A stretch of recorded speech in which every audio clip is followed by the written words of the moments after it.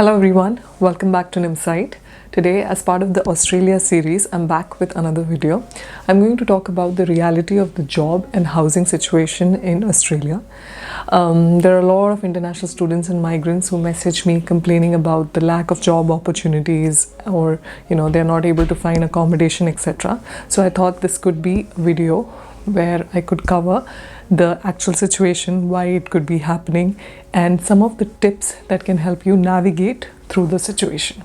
If this video is helpful, make sure to subscribe, and if you're interested in coming to Australia, you can check out the other videos in the Australia playlist as well. I'll put the link in the description. So let's move on to the video.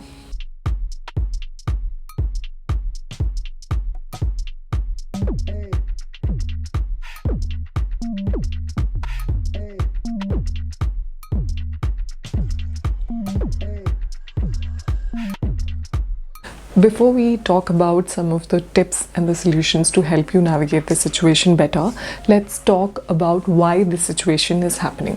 There are a lot of international students and migrants who are facing difficulties in finding accommodation, jobs as well. Now, inflation, economy, these are all factors, that could be directly influencing these conditions as well. I'm not going to talk about that, but overall, all over the world, there are a lot of layoffs happening as well. In Australia, for that matter, it's slightly better. Not many layoffs have happened. Layoffs have happened, but not many. So it's slightly better here. At least I can vouch for that. But other than that, you would know that how Australia had shut its borders for a long time during the pandemic. It's very recently that it's opened its borders. During the period when it had shut its borders, it was not accepting even permanent residency migrants also from offshore. That also had taken kind of a setback. So all that situation has improved now. So there are a lot of international students who are naturally coming to Australia. Plus, the new government has sort of made so many incentives in terms of the stay back years. They've increased the stay back years. I'll cover all these things also in another video. But yes, so there are a lot of incentives, and they are giving invitations also to offshore candidates. So there are a lot of migrants and people coming in. So naturally, there would be pressure on the system, right? The number of jobs and the number of accommodation, everything will be affected in a good or a bad way. So you have to be really smart when it comes to finding jobs, and you have to do some prior research for your accommodation as well before you land here. Now let's talk about the job situation. Now, if you have not yet landed in Australia but are planning to come, you can make use of online platforms or look for remote opportunities. For example, Superprof is a website in which you can offer lessons and you can get paid hourly as well. Like if you're good at mathematics or good at music or English, etc., you can put an ad there, and you can mention your hourly wage, etc., and you can start getting paid. So that is one way to land a job even before or you come to Australia. Like you're getting paid something, right? That can help you in managing your expenses while you find another part-time job. Apart from that, there are other remote platforms as well, such as Freelancer, Upwork, etc., where also you can get paid for offering some services. So make sure you check these out before coming to Australia. Now, you've landed in Australia. I think the number one thing you should do if you're an international student is reaching out to the student groups that exist within your university. Now, they might offer you career counseling sessions. They can help you if there are any opportunities available. So reach out to them first. Next thing is you should pay a visit to your library or community center in your suburb where you have looked for an accommodation. They also might have advertised some jobs or some places where which are actually looking for people. The other thing that I would highly suggest is going to a shopping mall or a place where there are a lot of food joints, a lot of retail shops, etc. They normally advertise, their requirements of employees right next to their counter. In fact, I myself have seen a lot of food joints in shopping mall where they had advertised that they're looking for people, they're looking for workers, casual as well as part-time. So the best way is you find any such ad, you're looking for a job, go to them, talk to them directly. Make sure you have your CV updated. I have done another video on CV, cover letter, LinkedIn, etc. You can check that out as well. I will place a link in the description. But in short, make sure you have your CV ready, hand it over to them then and there. If not, there's an email written or there's a process to it. You can make sure that you go home and send along with your cover letter, your application, etc. You give them the CV when you come back home. So that is an easy way and a fast way of finding a job. So I would say, please don't hesitate. There's no shame in reaching out to people directly. A lot of students, a lot of people I've seen who reached out to, people or anyone who had advertised, reached out to them directly. Are you looking for a job? These are my skills. I think I can, offer you good services, etc.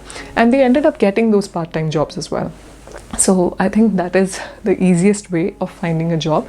In fact, in Australia, networking is the best way of finding a job. So make sure you're part of a lot of meetup groups. There is an app called Meetup app.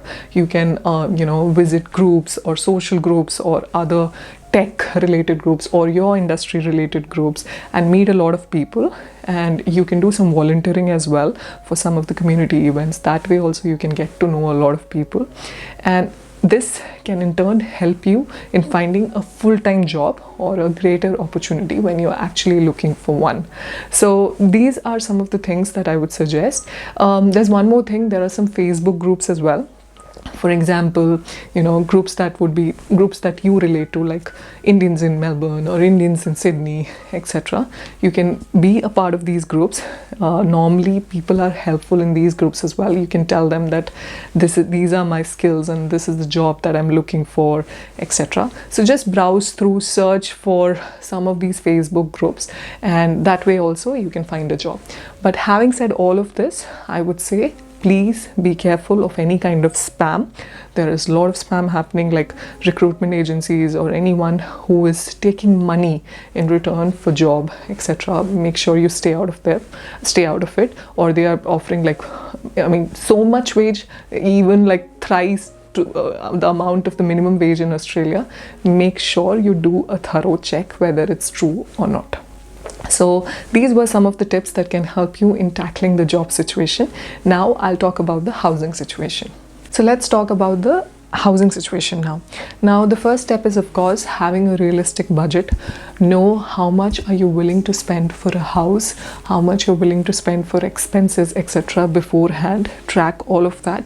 This will help you in navigating through the expenses and the difficult situation when you're looking for a job, etc. So then I think the best way to, of course, save money when you're looking for housing or houses is having a shared accommodation. In fact, I myself started with a shared accommodation, shared houses, etc. You can look in platforms such as domain.com, realestate.com. Then there is a platform called Amber Student as well for students who are looking for places near the universities. Now Amber Student offers different lease options as well, like a smaller lease, smaller period of time to a longer period of time. You can check that out. I'll place the link in the description. Apart from that, I think Facebook Marketplace is also a place where a lot of migrants and students are finding rental opportunities or rental houses in their budget. So that is another way. And then, as I mentioned, for the jobs, there are Facebook groups that you can utilize. For houses as well. In fact, I've seen in a lot of Facebook groups a lot of people who advertise that they are looking for a roommate, they are looking for someone, and they will mention all their requirements as well. That is one way in which you can find a house for yourself as well. So these are some of the ways in which you can tackle the housing situation better. If there's anything that anyone wants to add that could be helpful to others, put it down in the comments as well. I hope these were some of the things that I could think of that could be helpful in tackling this situation better. I know there are a lot of people who are, finding difficulties in finding a job and finding a house as well in their budget. But trust me, it will get better. It's just the starting phase. Starting phase is always a struggle, but things will get better in its own time. So with that, on that note, let's finish off this video. If you found this video helpful, make sure to subscribe. Thank you. Then shared in this video is based on personal experience and research. If you enjoyed the video, like, share and subscribe. Keep watching, keep listening and continue learning.